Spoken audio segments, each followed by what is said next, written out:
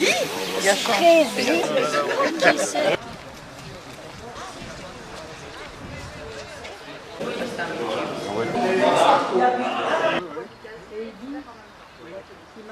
Une pintille en bois de Taos, ce que ça voulait dire, elle m'a dit, c'est ce sont des magasins de vêtements pour enfants. Donc ces couches de charbon qui étaient bien horizontales, bien structurées dans le sous-sol, ont été secouées, remuées. Et à un moment donné, ce charbon va passer au-dessus de la terre, il va affleurer le sol. Et c'est comme ça qu'on va le découvrir. On vient de découvrir une terre spéciale qui brûle plus longtemps que le charbon de bois, qui chauffe plus que le charbon de bois. Et donc c'était parfait, il y en avait vraiment beaucoup dans la région. Et donc on va abandonner le charbon de bois et prendre ce qu'on a appelé le charbon de terre au début. Kaya. Et nous à Marcinelle, on a d'ailleurs toujours du personnel pour aller chercher le charbon. On va commencer à faire du commerce avec ce charbon. Et petit à petit, ces Kaya vont devenir les premiers sites miniers tout simplement. Et nous, le bois du casier, cette année-ci, c'est une année spéciale pour lui parce que c'est son anniversaire. Vous allez me dire, on a un anniversaire tous les ans, mais ici, c'est un anniversaire un peu spécial parce qu'il a 2 siècles d'existence. Voilà, il existe depuis 1822. Et ici, à l'époque, c'était une forêt qui s'appelait le Bon Bois et qui appartenait à un baron, qui était le baron de Casier. Et à eux deux, lorsqu'on a décidé de remplacer tous les kayaks qu'il y avait par un vrai puits de mine, ils ont donné le nom au bois de Casier qui a été déformé en bois du Casier. Et nous sommes sur cette surface qui s'appelle le carreau de la mine. Ce sera Guillaume Ier d'Orange, roi de Hollande, qui va signer la convention, puisqu'en 1822, ce territoire dépendait des Pays-Bas. Et on va le creuser jusqu'à 400 mètres de profondeur. Et on va en creuser 2, à une dizaine de mètres d'intervalle. Pourquoi 2 et pas un seul? L'aération. Super. Pour l'aération. Ce sont des puits d'aérage qu'on appelle ça. Donc il y a un puits d'entrée d'air frais. Vu les conditions de travail dans le fond, très vite l'air sera pollué. Et par un système de galerie souterraine, on va acheminer cet air pollué vers le deuxième puits où un système de ventilateur aspirateur va aspirer cet air pollué pour le renvoyer dans l'air. Donc un puits d'entrée d'air et un puits de... Alors ce charbon, on va l'extraire avec des pics et des pioches au début. Et puis 1822, on traverse une période qui s'appelle la révolution industrielle. On va inventer plein de nouvelles machines, nouvelles techniques, nouvelles technologies, nouveaux outils. Et effectivement, on va mettre un outil au point qui viendra ici aider les mineurs à extraire ce charbon. Outil qu'on utilise toujours pour faire des trous sur les trottoirs, là. Le fameux marteau-piqueur. Donc imaginez, vous, mineurs au bois du casier, 600 mètres sous terre, dans une vanne de charbon comme ça, avec un marteau-piqueur, vous ne serez pas très fiers d'être là dans le fond, hein, moi. Les veines de charbon. Alors pourquoi du bois de pin ou de sapin? C'est un bois très important pour les mineurs, on appelait ça un bois qui chante. Et donc, parfois, malgré tous ces étançons dans les veines de charbon, certaines galeries s'effondraient, s'écroulaient quand même. Mais le bois de pin ou de sapin, avant de casser, va craquer. Donc quand le mineur est couché là, il est en train de casser son charbon parmi tous les autres bruits, il entendait autour de lui. C'était un signal d'alarme, attention, pas trop traîner parce que ça risque de s'effondrer. Il y avait environ 40 chevaux qui travaillaient au bois du casier. Et un cheval dans une mine, ça tire des wagonnets pleins de charbon. Alors un wagonnet plein de charbon chez nous pèse 1 tonne. Et le cheval pouvait tirer plus ou moins 10 tonnes. Donc on lui attachait 9 wagonnets et un seul cheval tirait les 9 wagonnets jusqu'au pied du puits. Et là, un mineur va prendre la relève et pousser les wagonnets dans l'ascenseur qui passe dans le puits pour les faire remonter. Et l'ascenseur d'une mine, ça ne s'appelle pas un ascenseur, ça s'appelle une cage. Et donc le mineur qui est là, il a une qualification particulière, on va l'appeler le mineur encageur. Ces hangars ont été construits pendant la Deuxième Guerre mondiale et ont servi de prison. Alors, après la guerre, tous les prisonniers ont été renvoyés chez eux et ces baraquements sont restés ici, à Marcinelle. À l'époque, il y avait 175 mines de charbon, mais pas n'importe où, là où se trouve le gisement de charbon. Et ce gisement de charbon, il vient du nord de la France et il va traverser la Belgique en passant par Mons, la Louvière, Charleroi, Liège, Le Limbourg et puis ça va en Allemagne. Beaucoup d'industries, révolution industrielle était passée par là, donc c'était des métallurgies, des sidérurgies, des verreries. Des industries qui ont besoin de faire du feu pour fonctionner. Et donc elles ont besoin de charbon. Et donc au fur et à mesure qu'elles vont se développer, elles vont s'installer où?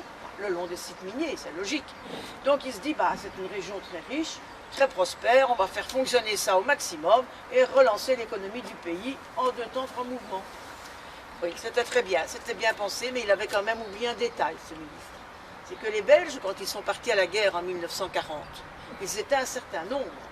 Quand ils sont revenus 5 ans plus tard, il y en avait beaucoup moins.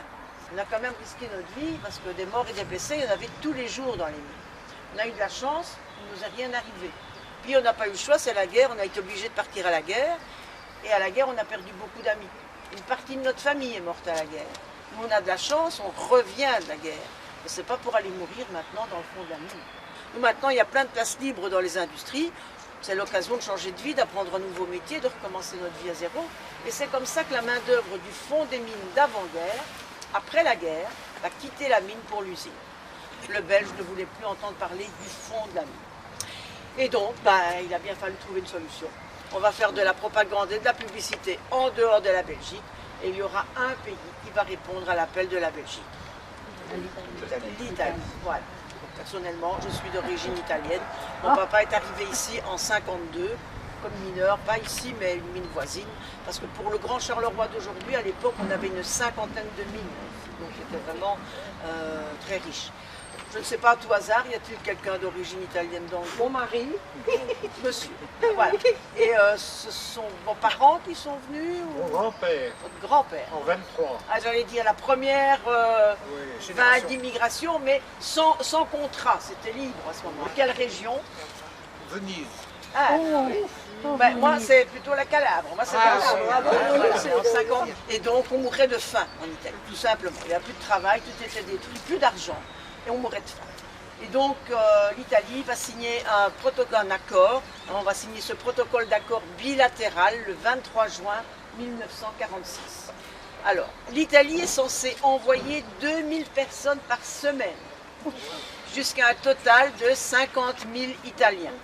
Et en échange, l'Italie va pouvoir acheter du charbon bon marché à la Belgique pour relancer l'économie en Italie. Ça, quand on parle de la Belgique en Italie, c'est pas vraiment un pays de vacances. Hein. On dit en Belgique, il pleut toujours, il fait froid, il neige, il gèle, voilà. Et donc il faut quand même décider, les Italiens, à quitter leur famille, leur pays et leur soleil pour venir jusqu'ici. Et pour ça, on a mis partout en Italie des grandes affiches roses, des grands posters roses, de belles couleurs. Ça a bien fonctionné parce qu'en fait, sur 3 ans de temps, c'est pas 50 000 qu'on a eu, mais 77 000 Italiens. Donc c'était super. Mais sur cette affiche, il y avait tous les avantages du travail dans les mines en Belgique. Alors tout d'abord, un salaire garanti. C'était quand même le plus important, c'était de l'argent. Salaire garanti. Puis allocation familiale et primes de naissance. Mais les familles italiennes à l'époque, c'était des grosses familles hein, avec beaucoup d'enfants, donc c'était parfait. L'accès à la mutuelle en cas de maladie, ça n'existait pas encore en Italie. Des congés payés, ça n'existait pas non plus. Du charbon gratuit. Des billets de chemin de fer pour voyager gratuitement en Belgique. Et un logement à l'arrivée. Bien qu'il fallait être jeune, entre 20 et 35 ans, en bonne santé. Hein, il y avait plusieurs visites médicales à passer.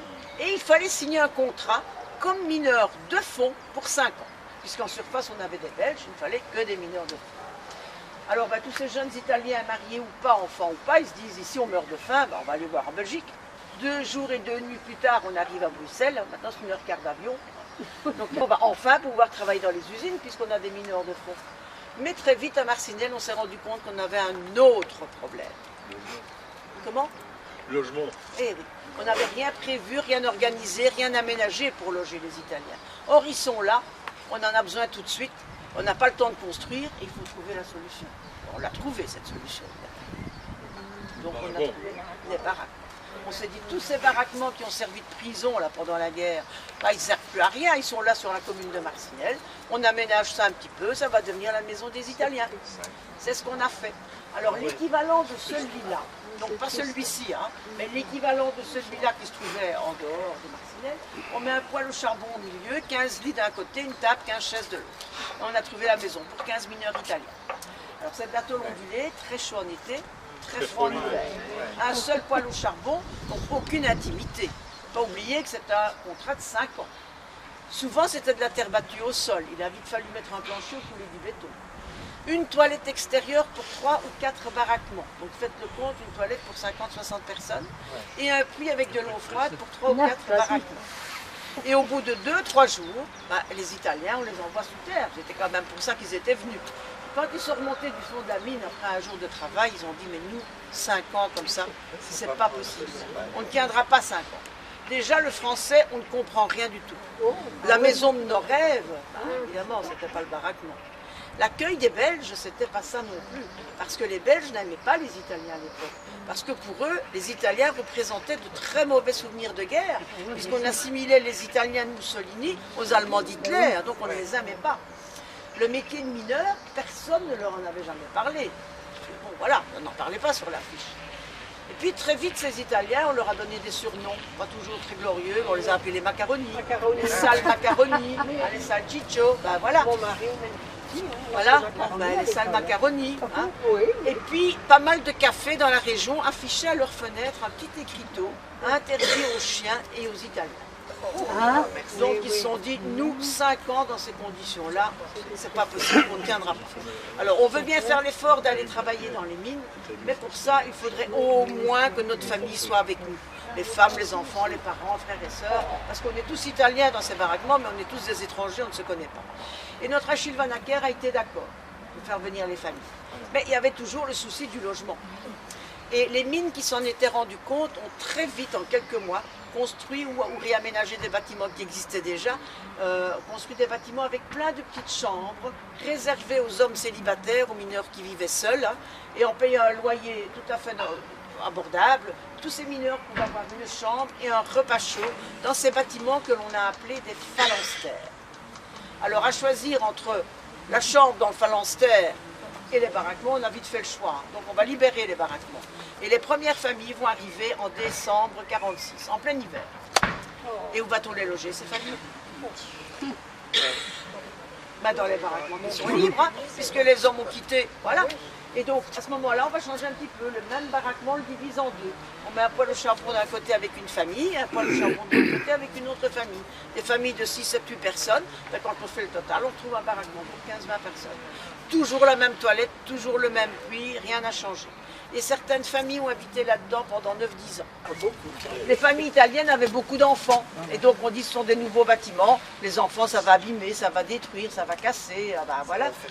Et puis là, je m'adresse à vous tous, hein, aux Belges, je vais dire comme ça, mais les Belges qui habitaient dans des régions comme celle-ci à l'époque disaient aussi que la cuisine, à l'époque, la cuisine italienne sentait mauvais pour eux. Parce que quand on mangeait des pâtes à l'époque, c'était des pâtes au sucre et à la cassonade. Hein. Il n'y avait pas de sauce tomate. Hein.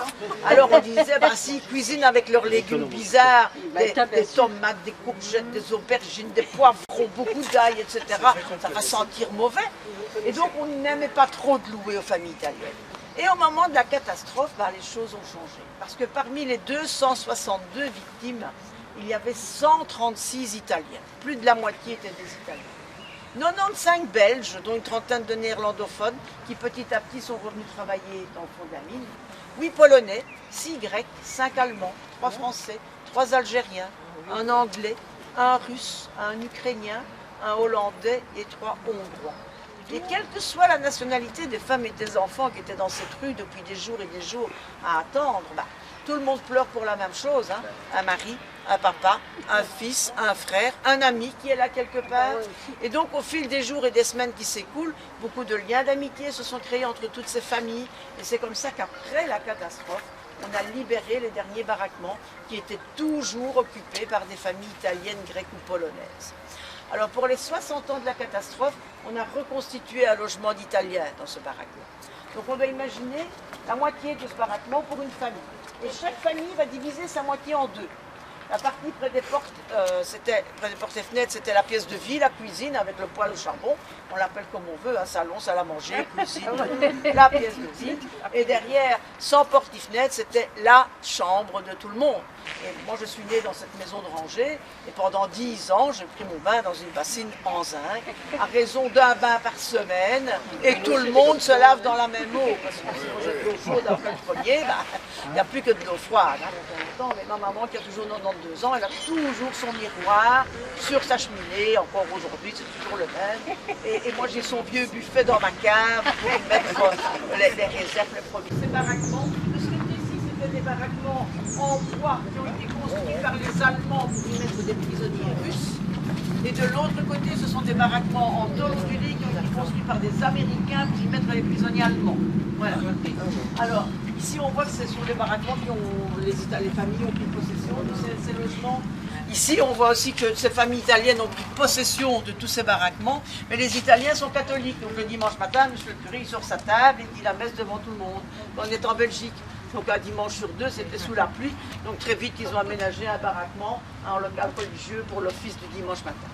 Alors ces photos-ci, elles ont été prises au moment de la catastrophe. Alors ici, on a des petits Italiens. Le petit garçon qui est là, c'est un orphelin du bois du Casier. Son papa est mort ici et il vit toujours. Il est retourné à Pise faire ses pizzas, des pizzaiolo. Voilà. Ça, ce sont des petits Polonais. Et la petite fille qui est là, c'est aussi une orpheline du bois du Casier. C'est une dame qui habite dans le quartier, qui vient ici régulièrement. Et le dernier baraquement, c'était celui-ci, hein, au moment de la catastrophe. Là maintenant, c'est et les chaises. Et les chaises aussi. Et les cadres aussi.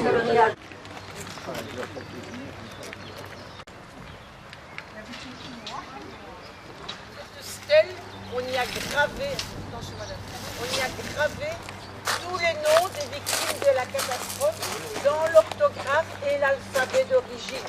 Donc, par exemple, les 3 Algériens ont leur nom gravé en arabe. Il y a du grec, il y a du polonais, il y a du russe, etc. Et tous ces noms sont mis par ordre alphabétique. En avril 57, on va fermer la ligne. Pendant 9 mois, on va travailler pour remettre en état toutes ces galeries super. On va réouvrir le charbonnage en avril 57 et pendant 10 ans, on va encore extraire du charbon. Nous allons fermer, nous, en décembre 67. Et puis, tous ces bâtiments vont rester à l'abandon. Voilà.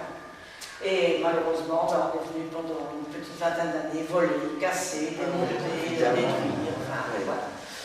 Et au bout d'une petite vingtaine d'années, il n'y avait plus que des ruines. Ah, monsieur, regardez, il y a un coffre là, si vous voulez. Non ? Au bout d'une vingtaine d'années, il n'y avait plus que des ruines.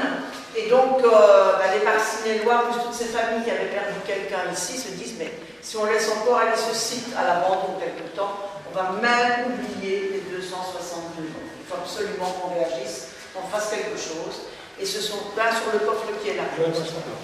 Et donc, ce sont ces personnes qui se sont organisées en association, qui ont fait les premiers dossiers, les premières pétitions, hein, et qui ont tout envoyé à la région wallonne. Et en 1990, la région wallonne va reconnaître le bois du Casier comme site monument historique. Et en 2000, on aura récolté les montants nécessaires pour restaurer ceci, à moitié fonds européen, moitié région wallonne. Et donc en 2000, on commence les travaux de restauration. Et en 2002, on ouvre le musée de la mine au public. Ça a vraiment été très vite. Alors je vous ai dit, c'est une année spéciale parce que 2 siècles d'existence et 20 ans d'existence du musée de la mine. Donc en fait, il y a 3 musées sur le site. Et donc pendant 10 ans, on va fonctionner comme tous les musées, et au bout de 10 années d'existence, avec les 3 autres sites miniers majeurs de Wallonie, parce qu'il y en a 4 en tout, le Grand Tournu à Mons, Bois-du-Duc à la Louvière, Nous Bois du Casier à Marcinelle, et Béni-Trembleur à Liège. Ces 4 sites miniers majeurs de Wallonie ont introduit un dossier unique, et l'UNESCO va reconnaître ces 4 sites comme dossier unique en tant que patrimoine mondial de l'UNESCO. Donc maintenant, je vais en revenir au bois du Casier proprement dit. Hein, le bois du Casier, c'est une petite mine en fait. Il y a 1000 personnes qui travaillent ici. 200-300 travaillent en surface et 700-800 comme mineurs de fond. Et quand on pense aux mineurs de fond, on pense toujours aux mineurs qui est dans le charbon, qui casse le charbon. En fait, il n'y a pas que celui-là. Hein. Il y a toute une série d'ouvriers mineurs de fond. Celui qui va casser le charbon avec son marteau-piqueur, on va l'appeler le mineur amateur. Celui qui va construire des galeries souterraines, c'est un bouveleur. Celui qui va pousser des wagonnets à la main, c'est un yercheur. Et nous, à Marcinelle, on a toujours une rue qui s'appelle la rue des yercheuses. Il y avait des femmes qui travaillaient dans le celui qui mettait le wagonnet dans l'ascenseur, qui avait un nom spécial, il l'a appelé comment? L'engageur. Donc l'ascenseur s'appelle l'engage et le mineur c'était l'engageur. Puis il y a plein d'autres ouvriers mineurs de fond, de qualifications différentes, et tous ces ouvriers sont surveillés par des chefs. des petits chefs et des moyens chefs, parce que les grands chefs ils viennent en costume, chemise blanche, cravate, directeur, ingénieur, etc. Mais les petits chefs, les moyens chefs, on les appelle des poriaux, et des chefs poriaux. Et eux descendent tous les jours avec les outils. Et la veine de charbon, une fois qu'elle est aménagée en chantier, on l'exploite, on n'appelle plus une veine de charbon, ça s'appelle la taille. Donc les abatteurs travaillent dans la taille. Alors maintenant, je vais vous décrire l'itinéraire d'un mineur abatteur au bois du Casier, un petit peu avant la Deuxième Guerre mondiale. Je pars de chez moi le matin. Pourquoi le matin pour un abatteur? Parce qu'en général, quel que soit le site minier, le matin, on extrait le charbon de la veine de charbon. En général, l'après-midi, on remonte le charbon. Et en général, la nuit, on faisait sauter la roche à la dynamite. Question d'aménager toutes les galeries souterraines pour que l'abatteur du matin ne perde pas de temps. Parce que ce qui comptait, c'était la production, le rendement, tout. Donc, je pars de chez moi le matin avec mon casse-croûte. Le casse-croûte d'un mineur, ça s'appelle le briquet. Je me présente à la loge, je donne mon nom, et là, je vais recevoir ma médaille avec mon numéro de matricule. Puis, si j'ai besoin d'un outil, je passe le prendre dans le hangar, et ensuite, je vais venir au vestiaire me changer. Alors, on doit imaginer un vestiaire avec 1000 crochets, puisque 1000 mineurs, tous identiques à une même époque. Et si on regarde ces crochets, ils sont reliés par une chaînette à un numéro. Alors imaginons que sur ma médaille, j'ai le numéro 3, je vais avoir le crochet qui porte le numéro 3. Ne bougez pas, madame. Je viens ici, je descends. Voilà. Et ici, je vais avoir la chemise, la veste, le pantalon. Donc j'ai mon briquet, j'ai mes outils, j'ai mes vêtements. Alors là, on y a accroché un casque, mais en réalité, casque et chaussures étaient dans des petits casiers numérotés suspendus au mur aussi. Donc j'ai le casier numéro 3, j'ai le crochet numéro 3, je le change ici. Une fois que tout est fait, je vais remonter mon crochet. Voilà. Et quand la mine fonctionnait, les mineurs avaient un petit cadenas, question de bloquer leur chaînette. Ça évitait comme ça qu'on aille chipoter à leurs affaires. Je le rentre dans une pièce qui s'appelle la lampisterie. Et là, 800 mineurs de fond, donc 800 lampes, toutes les mêmes, toutes numérotées. Et à la lampisterie, je vais échanger ma médaille contre ma lampe. Je donne la médaille avec le numéro 3 et on va me donner la lampe qui porte le numéro 3. Alors, j'ai ma lampe, je suis vraiment prêt à aller travailler. Et à la place de la lampe, on va accrocher ma médaille. Donc j'ai plus de médaille, mais j'ai ma lampe avec mon numéro. Et puis je vais prendre mon ascenseur, qu'on appelle la cage. Ce sont les mêmes cages qui transportent soit le matériel, soit le personnel. Donc je vais aller prendre ma cage pour descendre travailler sous terre. Et ces cages, lorsqu'elles transportent du matériel, elles descendent à la vitesse de 60-70 km/h. Donc pour faire 1 km, ça prend 1 minute. Lorsque ce sont des mineurs, c'est 30 km/h. Une fois que le mineur est dans la cage, 2 minutes après, il est 1000 mètres sous terre. Les galeries souterraines sont beaucoup plus étendues que le carreau en surface. Certaines galeries peuvent atteindre plusieurs kilomètres de long. Donc parfois, mon mineur, avec toutes ses affaires, va devoir faire 2, 3, 4 kilomètres à pied avant d'être dans la taille qu'il lui est attribuée. Sa journée s'est bien passée, il descend avec son briquet, donc il mange dans le fond. Sa journée s'est bien passée, il n'y a pas eu d'accident, il n'y a pas eu d'incident, il n'y a pas eu de problème. Journée impeccable. Mais bon, les conditions de travail que j'expliquais avant, c'est quand même journée parfaite. Je reprends toutes mes affaires quand j'ai fini ma journée de travail. Je refais mes kilomètres dans l'autre sens. Je reprends ma cage et 2 minutes après, je suis remontée. Et après, je fais quoi?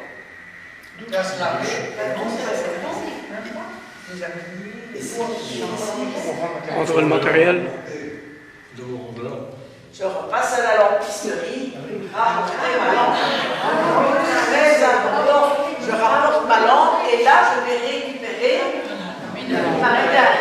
Alors imaginons, tout le monde est remonté, tout le monde est rentré à sa maison, et puis on se rend compte qu'il reste une médaille accrochée. Il y a quoi ça? Il y en a un qui est resté dans le fond, hein. Mort, écrasé, blessé, coincé. Donc c'était très important de récupérer sa médaille. Ça permettait de vérifier si tout le monde était bien remonté. Je passe à la douche. Alors cette douche, c'était le grand luxe du mineur. Parce que ces premières douches sont apparues sur les sites miniers à partir de 1910. 50 ans plus tard, dans les maisons, c'est toujours la bassine en zinc et le bain personnel. Hein. Donc depuis 1910, le mineur mineur, il a droit à une douche tous les jours, une douche à l'eau. Donc je me douche, je me change, je repasse à la loge, je rends la médaille et je rentre propre à la maison.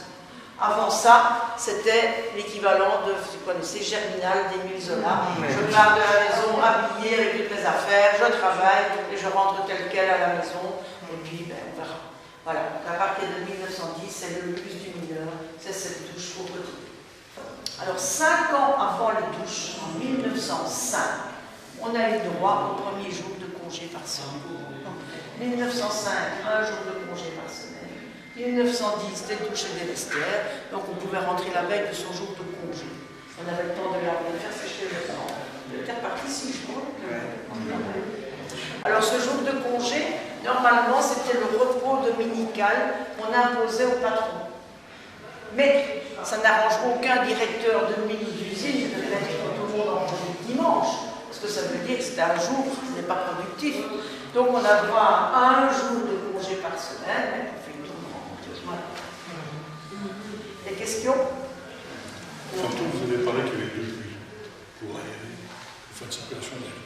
Les mineurs disent ça dans quelle pluie? Tout se passe dans le puits d'entrée d'air. Tout, par là. Le deuxième, c'était si un ingénieur devait descendre, ou s'il y avait quelque chose, ou s'il fallait monter un essai. Voilà. C'était le puits de réserve.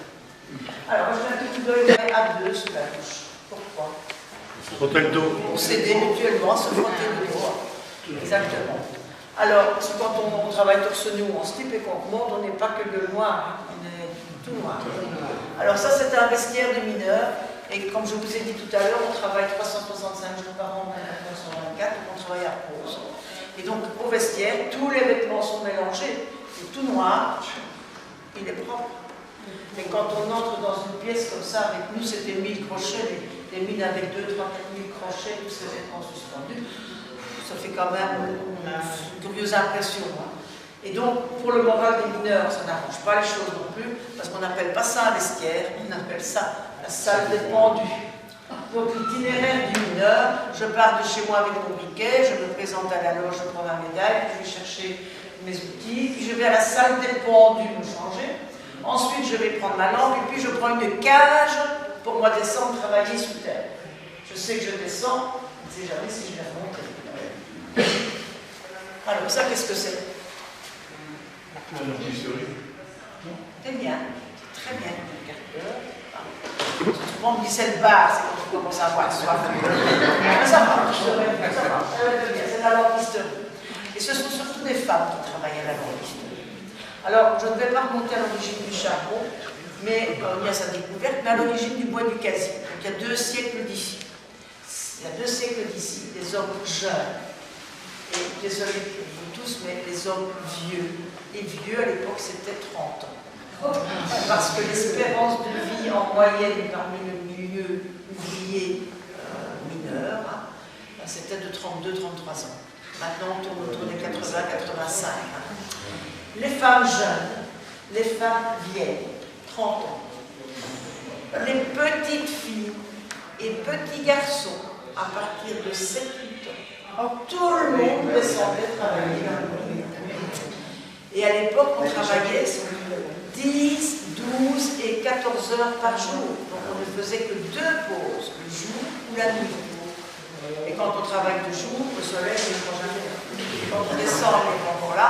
Quand il est là, on est dans le fond. Quand on monte, il n'est plus là. Et on travaillait donc, je vous ai dit, 365 jours par an. Pas de samedi, pas de dimanche, pas de jour férié, pas de vacances, pas de mutuelle, pas de chômage, pas de CPAS, rien du tout. On travaille, on est payé, on ne travaille pas, on ne peut pas payer. Et si on veut manger, on n'a pas beaucoup de choix, il faut travailler. Voilà. Et toutes ces conditions de travail ont duré comme ça jusqu'en 1886, où ces mineurs se sont révoltés, ont fait grève. Ce sont les fameuses grèves de 1886. Et il y a eu beaucoup de morts. Donc tout ça est de nouveau relaté dans Germinal d'Émile Zola. Il y a eu beaucoup de morts et suite à tous ces événements sont apparus les premiers syndicats. Et c'est après qu'on a commencé à sortir les premières lois sociales pour améliorer les conditions de travail de tous ces ouvriers. Et la première loi va sortir en 1889 et va dire que les enfants de moins de 12 ans ne peuvent plus descendre dans le fond des murs. Et donc, C'est vrai que la loi va sortir, mais elle n'arrange personne, parce que les enfants, c'est de la main-d'œuvre bon marché pour un directeur. Et pour la famille, imaginez dans une famille avec des salaires de misère, comme ça quand tout le monde va travailler, il y a des jours où on n'a rien à manger. Mais si dans la famille, il y a 5 enfants qui travaillent, du jour au lendemain, il y en a 4 qui ne peuvent plus travailler, on mange encore moins. Hein. Et donc ça n'arrangeait personne. Donc on va fermer un petit peu les yeux sur la loi, hein, et on continue à travailler comme si de rien n'était. Et puis on arrive au siècle suivant, et là on va sortir une autre loi qui dit que les femmes ne pourront plus descendre dans le fond des mines. Mais même chose, les femmes c'est de la main-d'œuvre au marché, et si dans la famille le salaire de maman n'arrive pas, ça n'arrange personne. Et donc on continue à tricher très fort, et on fait semblant de rien. Mais en 1914, on va appliquer ces lois. En 1914, les femmes ne descendront plus dans le fond de la mine, elles vont travailler en surface, à la lampisterie ou au triage lavoir. Et les enfants, quelle chance on a eu tous, c'est qu'en 1914, l'instruction devient obligatoire. Mais 1914, c'est le début de la guerre, donc les parents ont trop de choses à faire que d'envoyer les enfants à l'école. Et donc on va encore postposer ça de quelques années, et disons qu'à partir de 1918-19, les enfants vont à l'école. Et là, une chance en plus, c'est qu'avant c'était 12 ans pour descendre dans le fond des mines, mais pendant la guerre va sortir la loi des 14 ans. Et donc, on va à l'école jusqu'à 14 ans, à partir de 1918-19, et puis à 14 ans, les garçons peuvent redescendre avec les hommes dans le fond de la mine, et beaucoup de femmes passent au système triage, lavoir, à 14 ans. Ça n'a rien à voir avec la mine. Puis on va rentrer dans une grande pièce avec plein de machines, machines à vapeur, skips de haut fourneau, pièces de la mine noire, moteur électrique des ASEC, etc. Donc c'est le musée de l'industrie qu'on a ramené ici et qui se trouvait dans l'ancienne industrie qui était à la Providence, à Marché. Donc,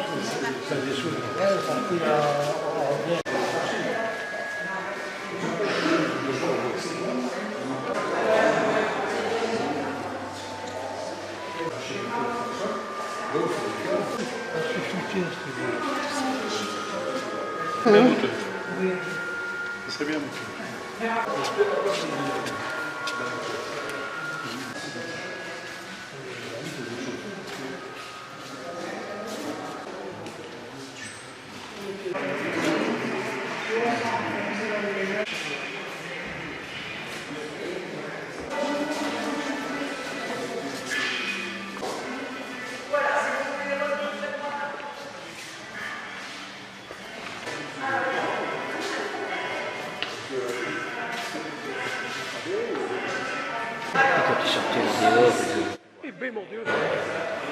Alors, c'est toute l'évolution des langues, des premières jusqu'au dernier. Alors, une chose très importante que je ne vous ai pas encore dite, c'est que lorsque ce charbon s'est formé il y a 350 millions d'années d'ici, il y a un gaz qui s'est formé. Et ce gaz s'appelle le grisou, et on va le retrouver dans les mines avec le charbon. Et ce grisou est un gaz très dangereux, parce que inodore, incolore, insipide, mais toxique et très explosif. Cette lampe, c'est la lampe de sécurité, on l'appelle la lampe Davy, de son inventeur, en 1815. Le problème, c'est que, c'est vrai, c'est une lampe de sécurité, c'est un récipient avec de l'huile, une mèche, la flamme est protégée par une double grille métallique. Mais le problème, c'est que les mineurs ne voient rien avec ça. Donc avec leurs outils, ils font des trous dans les grilles. Ça ne sert pas à grand-chose. Donc on va devoir attendre la troisième lampe, qui est le récipient, le combustible, c'était de l'huile, une mèche, la flamme. La flamme est protégée par un verre agréé. À l'époque, souvent, c'était du Val-Saint-Lambert d'ailleurs. Et au-dessus, on a deux grilles en métal. Et donc, à travers le verre, la lumière s'est passée. Alors, quand le mineur il change sa médaille contre sa lampe, c'est une lampe à portée. S'il tient sa lampe en main, il ne va pas savoir travailler beaucoup. Donc, cette lampe, on va la suspendre au plafond de la galerie. Mais avant d'accrocher, juste en dessous, donc la flamme est comme ça, il a une petite vis qui va lui permettre de réduire sa flamme au maximum. Il fait une mini-flamme. Ça suffit, tous les mètres, 1,50 m, il y a une lampe suspendue au plafond comme un lustre, ça suffit pour travailler. Pourquoi réduire cette flamme? Simplement parce que si en abattant du charbon, on fait sortir une poche de grisou, le grisou est plus léger que l'air, donc il va monter. Et lorsqu'il va arriver à hauteur de cette mini-flamme va s'allonger et devenir bleu comme la flamme de la cuisinière à la maison quand on fait à manger, bien bleu. Et donc quand les mineurs voyaient des grandes flammes bleues dans les galeries, c'était le signal d'alarme, comme le bois qui traquait, là, attention danger, il est temps de partir, il y a du grisou. Mais les porions et les chefs porions, vous vous souvenez, les chefs qui descendaient, là, eux continuent à descendre avec ces lampes. Comme ça, s'ils ont le signal, ils savent avertir les ouvriers. Et ici, certaines batteries pouvaient peser jusqu'à 7-8 kilos. Vous pensez au mineur qui fait ses 3-4 km à pied avant et après sa journée de travail. Alors, quelqu'un m'a parlé tout à l'heure, je dis on verra ça après. C'est vous? Voilà. Effectivement, un canari, c'est un petit oiseau jaune qui respire par de minuscules poumons.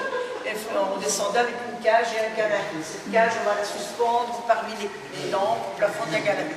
Alors, tant que le canari est sur son perchoir, ça va. Mais dès que le grisou va arriver à hauteur du canari, il va respirer 2 fois et il sera très vite asphyxié vu la taille de ses poumons. Il va se débattre, tomber, mourir. Donc, c'est malheureux pour le canari. Mais ça permettait de sauver des vies humaines. Alors, en Belgique, on n'utilisait pratiquement jamais le canari, très rarement. Alors ici,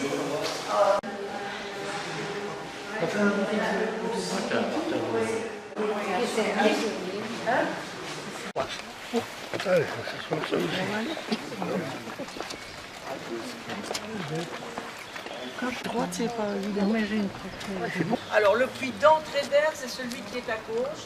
Le puits de retour d'air, c'est celui qui est à droite. Les puits, ce sont les trous qui sont dans le sous-sol. Chez nous, on ne descend plus parce qu'en fait, nous avons une mine très grisouteuse, très dangereuse. Alors, les mines, on les classe en 4 catégories en fonction de la teneur en grisou. Type 0, 1, 2, 3, nous sommes de type 3. Donc, après la catastrophe, on a encore travaillé 10 ans. Comme je vous ai dit, on a fermé définitivement en décembre 67 et puis on a coulé 2 dalles de béton en décembre. Ce qu'on voit là, ça s'appelle des châssis à molette ou chevalement. Du côté de Liège, on appelle ça des belles fleurs. Là, c'est plus joli, mais c'est la même chose. Alors, châssis, c'est la ferraille, et les molettes, ce sont les roues qui sont là au-dessus. Comment ça fonctionne? Eh bien, par puits, on a 2 ascenseurs qu'on s'appelle des cages. Donc, les voilà. Ces cages sont reliées par des câbles métalliques plats qui montent à la verticale, passent par-dessus les molettes et vont en oblique dans la salle des machines où se trouve un machiniste aux commandes de ces manettes pour faire monter et descendre les cages dans le puits. Alors, ces cages, elles ne fonctionnent pas comme ça, mais une est au-dessus, l'autre est dans le fond. Une monte et l'autre descend. Le niveau au-dessus, c'est juste en face de nous, le balcon avec les 4 grilles. Vous voyez? Et là, on a un mineur qui s'appelle un tireur.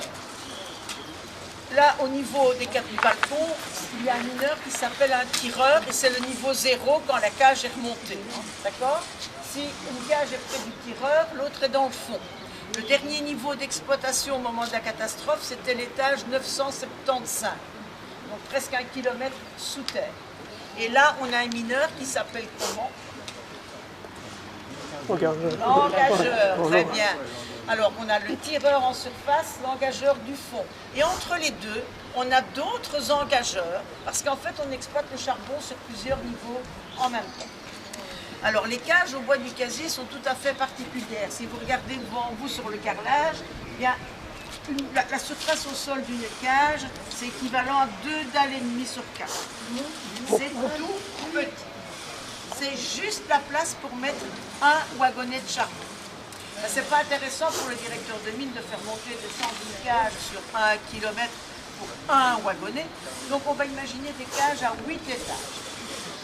Alors, lorsqu'un engageur, quel qu'il soit, a 8 wagonnets pleins à sa disposition, donc il doit prendre contact avec le tireur en surface et dire voilà, j'ai des wagonnets à remonter, je voudrais qu'il m'envoie la cage. Il doit attendre la réponse du tireur qui va lui dire je t'envoie la cage, tu peux l'utiliser. Alors, mais justement, alors, s'il n'y a pas eu cet échange entre le tireur et un engageur, même si la cage s'arrête devant lui, il ne peut pas l'utiliser parce qu'il n'y avait pas de télévision. Donc on ne sait pas ce qui se passe dans le reste du du bruit. Donc on doit absolument respecter le règlement. Et comment communiquait-il? C'était soit les vieux téléphones à manivelle de l'époque, soit le règlement d'ordre intérieur à la ville. C'est un câble qui passe dans le puits avec une sonnette. Un coup de sonnette, ça veut dire une chose, deux coups de sonnette, trois coups de sonnette, etc., etc. Règlement très strict, à observer absolument. Alors le 8 août 1956, c'était la pause du matin. Vous vous souvenez, on travaillait à pause, hein. C'était la pause du matin qui commençait à 7 h du matin. Et ce jour-là, ils étaient 275 mineurs à prendre leur service. Sur les 275 mineurs, on a pu en sauver 13. 275 moins 13, il en reste 260. Alors, que s'est-il passé? 275 mineurs prennent leur service à 7 h du matin et tout va bien. Tout se passe bien jusqu'à 8 h 10. Et à 8 h 10, il y a eu un petit malentendu. On ne s'est pas bien compris entre le tireur de surface et l'engageur du fond. Alors, imaginons, je suis l'engageur du fond. Donc, je suis à 975 mètres sous terre. À 8 h 10 du matin, je vois la cage s'arrêter devant moi dans le fond. Qu'y a-t-il dans cette cage qui est là dans le fond? Mais en fait, quand une cage monte, elle remonte toujours. Les cages, elles ne circulent jamais vides. Il y a toujours quelque chose dedans. Et quand la cage remonte, elle remonte avec des wagonnets pleins de charbon. Et automatiquement, si une monte, l'autre va descendre. Et elle descend avec des wagonnets vides. Systématiquement, il y a des pleins qui remontent et des vides qui descendent. Mais il y a toujours quelque chose dans la cage. Donc, moi, à 8 h 10, j'ai une cage qui s'arrête dans le fond devant moi, avec 8 wagonnets vides, un par étage. Donc, si cette cage est arrêtée dans le fond, ça veut dire que l'autre est au-dessus. Et elle est remontée avec des wagonnets en plein. Et donc, fort probablement que le tireur est en train de récupérer ces wagonnets pleins en surface. Donc, si les wagonnets pleins sont en surface, on est en train de les récupérer, c'est normal que l'autre s'arrête dans le fond devant nous. Jusque-là, tout est normal. Mais là où ça ne va plus, c'est que moi, la cage du fond, je ne l'ai pas demandé. Elle s'est arrêtée devant moi puisque l'autre a monté. Donc, je ne l'ai pas demandé. Donc, en fait, je ne peux pas utiliser cette cage. Et ce jour-là, je me trompe. Je crois que cette cage est pour moi. Alors, j'ai des wagonnets pleins. Et je vais faire comme d'habitude, puisque je crois que cette cage m'appartient, et je vais pousser des wagonnets pleins dans la cage. Donc, imaginons la cage qui est là devant moi, avec un wagonnet vide devant moi. Je vais pousser le wagonnet plein dedans. Ouais. Quand le plein est dans la cage, le vide qui était dedans va sortir de l'autre côté. Est-ce que tout le monde comprend ça? Ouais. Le wagonnet plein chasse le vide en dehors de la cage. Ça va pour tout le monde? Oui. Madame? Oui, ça va? Bon, donc je vais faire la manœuvre de ce jour-là. J'ai la cage devant moi avec un wagonnet vide dedans. Moi je vais pousser le wagonnet plein. Je pousse le plein, il rentre un petit peu. Donc le vide sort un petit peu. Je continue. Le plein rentre à moitié. Donc le vide sort à moitié. Et à ce moment-là, le tireur a terminé de récupérer ses wagonnets en surface. Il ne sait pas que j'utilise la cage. Mais il y a un autre engageur qui lui a demandé la cage. Donc il va terminer et il envoie la cage du haut vers le bas. Si celle du haut descend, celle du bas, elle devrait remonter. Mais c'est au moment où il y a deux demi-wagonnets qui dépassent. Et elle ne sera pas remontée. Et en voulant remonter, ça va tout arracher dans le puits. Le câble du téléphone, le câble électrique, ça va faire des étincelles. La conduite d'air comprimé pour les marteaux-piqueurs et une conduite d'huile qui sert à faire la balance hydraulique des câbles. De l'huile projetée dans un puits plus une étincelle, ça fait quoi? Du feu. Pas de coup de grisou, pas d'explosion. Le gaz n'a rien à voir dans la catastrophe du bois du gaz. C'est un simple incendie provoqué par la destruction des câbles et des conduits de l'huile, provoquée elle-même par une erreur. C'est une erreur humaine. Donc c'est une erreur humaine qui est à l'origine de la catastrophe. Alors bon, ben, je vais faire qu'il y a un incendie, un bête incendie, je fais du feu là devant nous, hein, imaginons, il n'y a pas de vent. Il y a des fumées. Dans quel sens vont les fumées?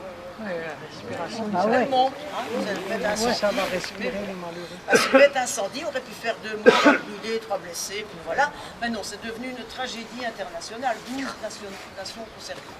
Simplement parce que ce bête incendie a débuté à 975 mètres sous terre, ça d'accord, mais c'était pas ça le plus important. C'était 975 mètres sous terre, dans le puits d'entrée d'air. Donc les fumées n'ont jamais su monter puisqu'on injecte de l'air. Donc les fumées, elles ont fait quoi? Elles ont fait le trajet de l'air. Ils m'ont étouffé. Et quand on a vu les fumées sortir par là, on se dit qu'il se passe quelque chose dans le fond. Voilà. Et donc sur les 275 mineurs, on a pu en remonter 13 vivants par là. Puis après les fumées, ça a été le feu. Pas oublier qu'on a quand même du bois de sapin là-dedans. On a quand même du grisou et du charbon. On a tout pour faire du bon feu. Hein. Donc le feu envahit les galeries. Le deuxième puits, la température a dépassé les 1000 degrés. Les câbles qui soutenaient les cages ont fondu, les cages sont en feu. Donc ici c'est bloqué, là il y a du feu partout. On sait qu'il y a 262 mineurs qui sont toujours dans le feu. Morts, étouffés, asphyxiés dès le premier jour par les fumées. Tous ces corps ont été remontés. La plupart par le petit escalier jaune qu'on entrevoit là dans la balustrade. La plupart sont remontés par là, mais sur les 262 corps qui ont été remontés, 17 n'ont pas pu être identifiés. Parce qu'il faut savoir que les derniers corps ont été remontés par des mineurs qui ont repris le travail à partir d'avril 57. Et les tout derniers sont remontés en décembre 57, après un an et demi. Donc 17 n'ont pas pu être identifiés parce qu'ils sont remontés carbonisés, d'autres écrasés par tous les effondrements, et d'autres ont macéré dans l'eau pendant des mois et des mois et des mois. Donc 17 corps n'ont pas été identifiés, mais par contre on savait qui ils étaient. Grâce à quoi? Grâce aux médailles qui sont accrochées à la lampisterie. Quand on pousse le wagonnet, ça s'abaisse. Quand le wagonnet est bien dans la cage, hop, ça se redresse, et comme ça bloque le wagonnet à l'intérieur. Et en prenant le service ce jour-là à 7 h du matin, le personnel s'est rendu compte que les arrêtoires butoirs de cette cage-là étaient défectueux, ils avaient tendance à bloquer. Et donc, au moment de la catastrophe, c'est ce qui s'est passé. Il y a des tas, pousse son wagonnet, et il se rend compte que la cage va démarrer, il a voulu donner une impulsion pour le faire rentrer, mais les arrêtoires butoirs ont tout bloqué. Donc, il n'a su ni faire avancer, ni faire reculer sa cage. À partir de 1960, les sites miniers les plus anciens, les plus rudimentaires, les plus archaïques, qui devaient revoir tout leur système au point de vue sécurité, au lieu d'investir, on a fermé. Voilà. Et donc on a commencé à fermer les mines en 1960. Nous, on a fermé en 67. La dernière mine qui a fermé en Wallonie, c'est le Roton à Farciennes en 84. Et pour l'ensemble de la Belgique, c'est dans le Limbourg en 92. Donc il y a 30 ans, il n'y a plus de mine qui fonctionne chez nous. Et le charbon que l'on brûle encore en Belgique, en général, vient d'Allemagne. Ce sont des mines assez nouvelles. Voilà. Des questions?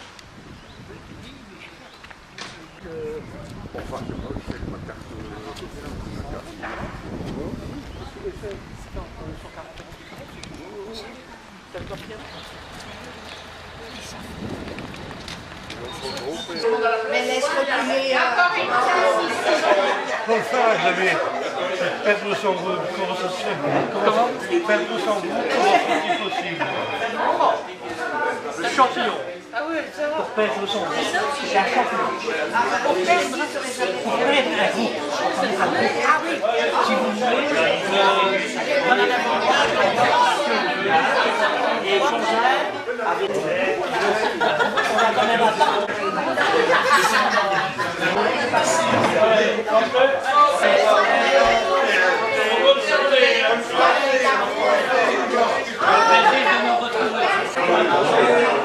C'est là-bas.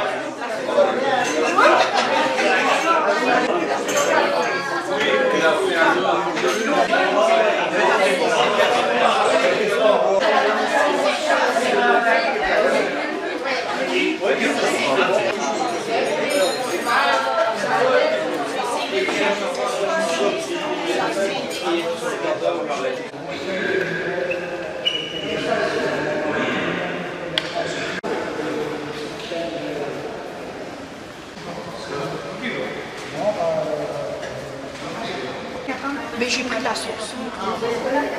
Et donc en 2007, le musée du Verre intègre le site du bois du Casier. Donc nous sommes ici dans l'ancienne lampisterie du charbonnage, où effectivement on a fait une extension pour pouvoir accueillir ce musée.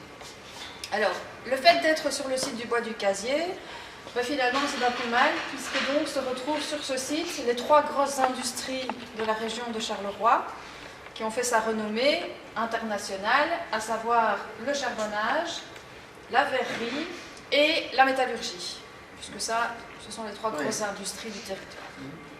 Donc, vous avez déjà vu le charbonnage, l'usine d'industrie, maintenant les industries. Alors, cette partie-ci, au rez-de-chaussée, est une partie plus historique, est une sorte de parenthèse finalement dans toute cette histoire du verre dont on va parler. Et c'est une parenthèse qui concerne principalement Charleroi, puisqu'on y parle du soufflage du verre en canon.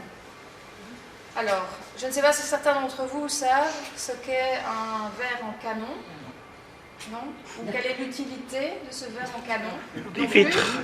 Faire de la vitre. Alors, c'est ça, effectivement. Donc, en fait, le verre en canon permet de faire du verre à vitre. Voilà, simple vitrage à l'ancienne, artisanal. Et ce verre en canon a été développé ici à Charleroi au XIXe siècle avec la venue de verriers allemands et ensuite a été transporté dans d'autres endroits, notamment jusqu'aux États-Unis, par des verriers Carolo de Charleroi. Alors ces canons, il y en a qui sont présentés dans le présentoir en bois qui se trouve juste derrière vous. Donc vous en avez 2 qui sont présentés.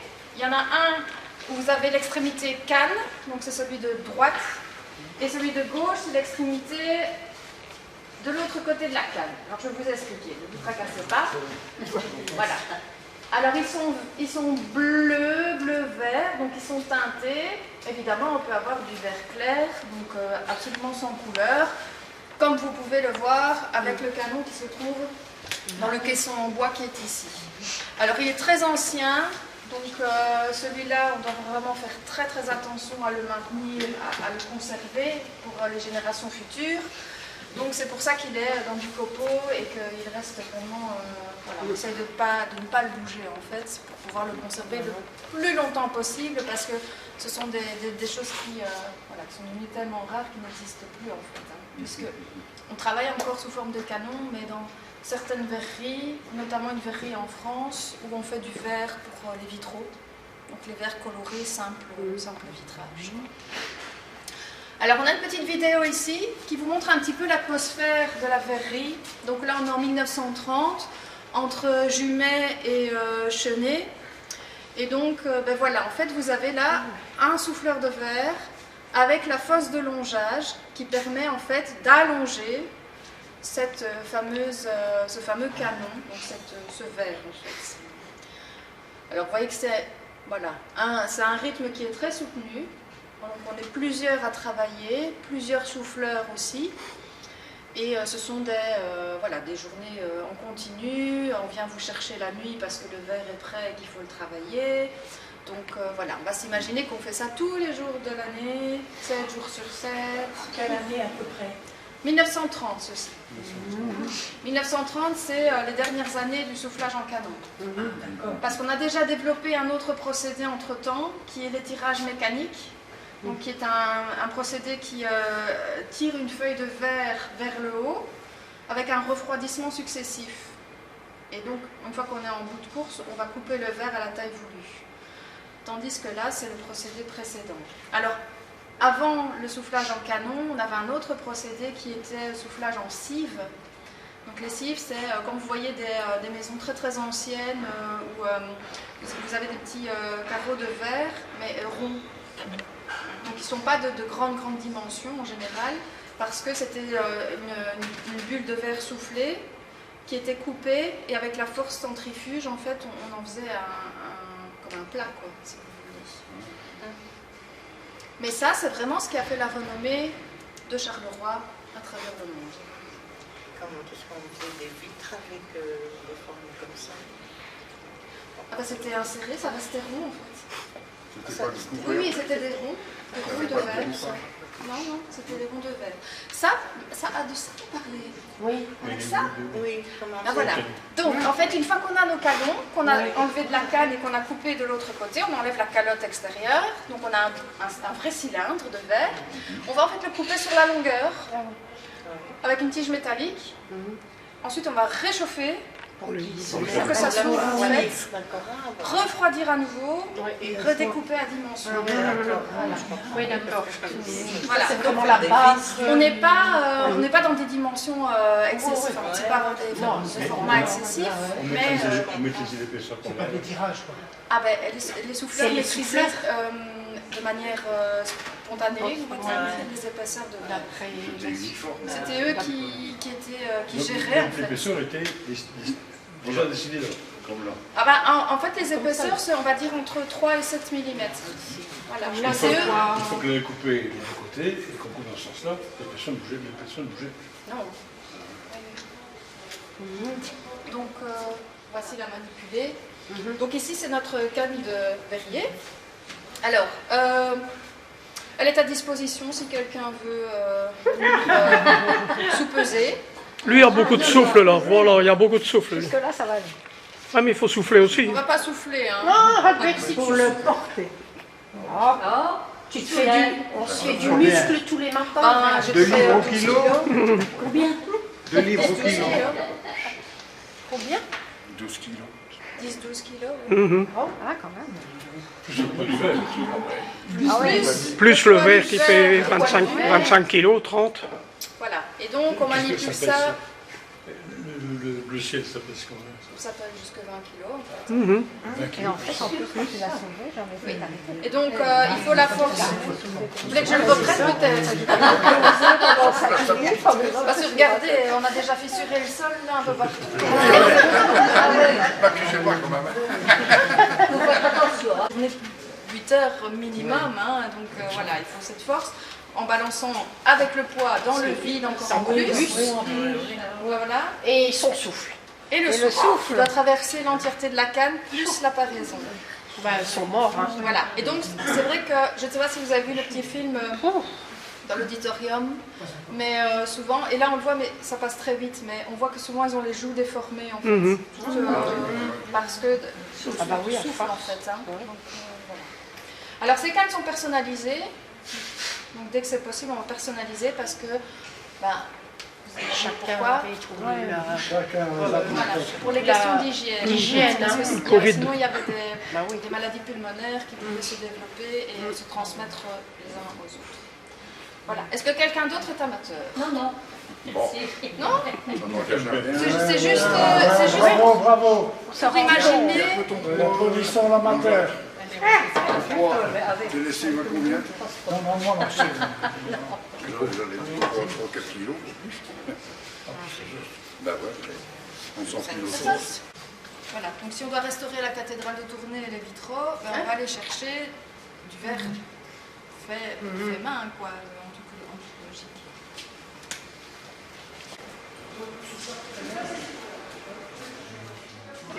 Ici, c'est une vitrine qui est consacrée à une spécificité qui est le bousillé. Alors, le bousillé, c'est un mot que vous avez déjà entendu, que vous connaissez. Voilà, donc qui est synonyme de casser en langage courant. On a tout bousillé, voilà. C'est l'idée de casser. Et donc, en fait, les verriers avaient l'autorisation, c'était toléré par les patrons, de récupérer des morceaux de verre, des chutes, pour pouvoir créer leurs propres objets. Parce que on est dans une période où c'est pas très drôle parce qu'on fait toujours pas mal. Alors, on va créer des petits objets qui sont des objets décoratifs et qui sont destinés à être offerts en cadeau. Donc, lors d'un mariage, un baptême, quelqu'un qui parle qui étaient offertes lors des mariages. Donc, ces cannes qu'on présentait normalement sur la cheminée de la maison, et ces cannes qui devaient absolument, il fallait faire attention.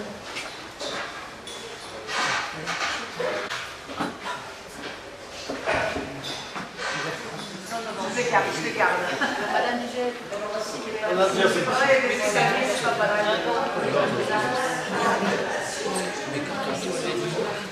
voilà. Alors effectivement, c'est un peu curieuse. Je pense que maintenant il fait chaud dehors, mais on n'a pas de soleil. Mais je peux vous assurer que quand il y a le soleil, c'est pas de soleil, mais la lumière. C'est quelqu'un qui à la base est ébéniste. Donc Il a fait l'école Boulle et son est réalisé par lui et Louis Banfroy. On a une partie de sa démarche de designer. Vous avez constaté qu'il y avait des noms quand même assez connus. Donc on a notamment Hermès, on a Sina, on a Léland Berger, on a différentes maisons de design italiennes aussi pour lesquelles il a travaillé. Mais voilà, qui ne sont pas présentées, qui le souhaitent. Oui. Très bien. Voilà. On est ici.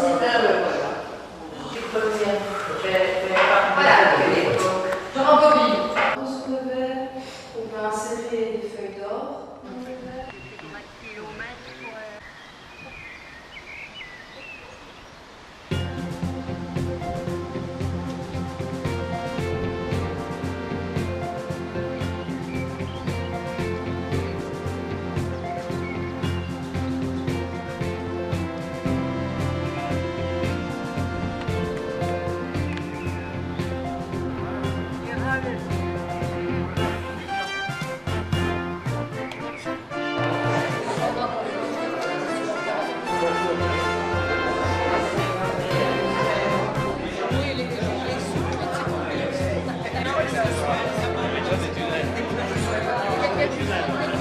Thank you.